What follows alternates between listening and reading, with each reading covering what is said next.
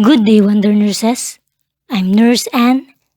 Today, we will have a simple discussion about emergency nursing, specifically in the topic of triage and BLS.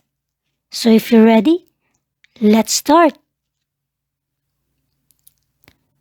What is triage? Triage is the process of sorting patients based on their need for immediate medical treatment. It is done when there are limited medical resources that must be allocated to maximize the number of survivors. It usually happens in emergency rooms, wars, and disasters. Color tagging during disaster or mass casualty. Red. It means that the patient needs an immediate response. Red tags are used to label patients who cannot survive without immediate treatment but have a chance of survival. Therefore, we need to prioritize patients with red tags. Yellow. Patients are under observation. Their condition is stable at the moment, but they still need hospital care and they are treated immediately under normal circumstances. Green. The patients under this category can wait for treatment or transport because they have less serious or minor injuries. They are also called the walking wounded. White. A patient can be dismissed because there is no injury, or if there is any minor injury, a doctor is not required for the treatment. Black. It is also categorized as expectant. Patients under this already died or severely injured and have a low chance of survival. Next topic, basic life support. According to American Red Cross, BLS generally refers to the type of care that first responders, healthcare providers, and public safety professionals provide to anyone who is experiencing cardiac arrest, respiratory distress, or an obstructed airway. It requires knowledge and skills in cardiopulmonary resuscitation, or CPR, using automated external defibrillators, or AED, and relieving airway obstructions in patients of every age. These latest guidelines are based on the American Heart Association. Always remember the proper sequence CAB, which stands for compression, airway, and breathing. Number 1. Check for responsiveness. This is done by tapping on or above the collarbone. If there is no response, assess the environment for safety before starting any procedure. Number 2.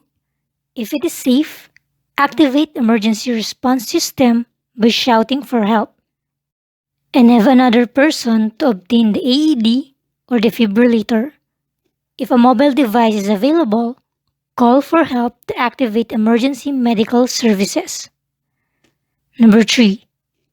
Check for breathing and pulse for no more than 10 seconds.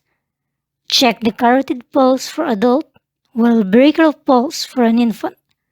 If there is no pulse detected, start with the letter C, which is the compression.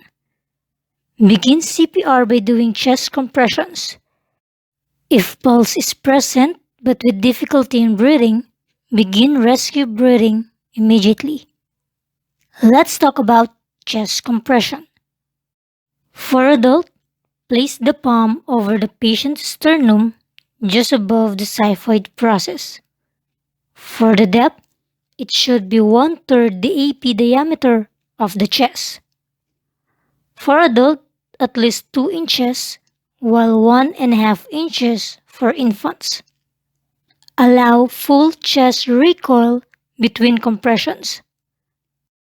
Compression ventilation ratio is 30 compressions is to 2 rescue breaths. After doing 30 compressions, proceed with the letter A, which is the airway. Perform head tilt chin lift if there is no special considerations, or jaw thrust to patient with trauma to the cervical spine. If there is visible obstruction inside the mouth, perform finger sweep. But if no obstruction seen, proceed in giving rescue breath. Next is letter B, which is breathing. After every round of chest compressions, the provider should give 2 rescue breaths every 2 to 3 seconds. Check for visible rise and fall of the chest with each rescue breath and avoid also excess ventilation. Lastly, if the AED or the response team arrive, they will turn on the AED and follow its prompts. They will attach the pads to the right anterior chest and left mid-axillary line.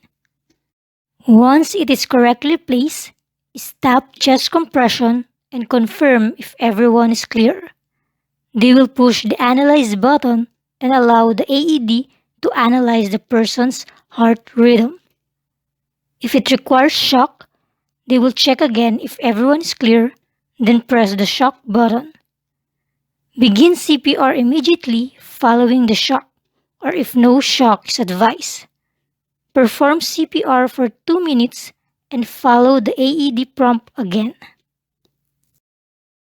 For foreign body obstruction, there is a different procedure. For adults and children who are experiencing a choking incident, try to ask the victim to assess the situation. If he or she nods and cannot talk, severe airway obstruction is present.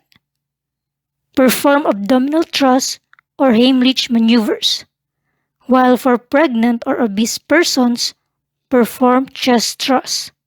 For infants, if the victim cannot make any sounds or cannot breathe, severe airway obstruction is present. Immediately, give up to 5 back slaps or up to 5 chest thrusts.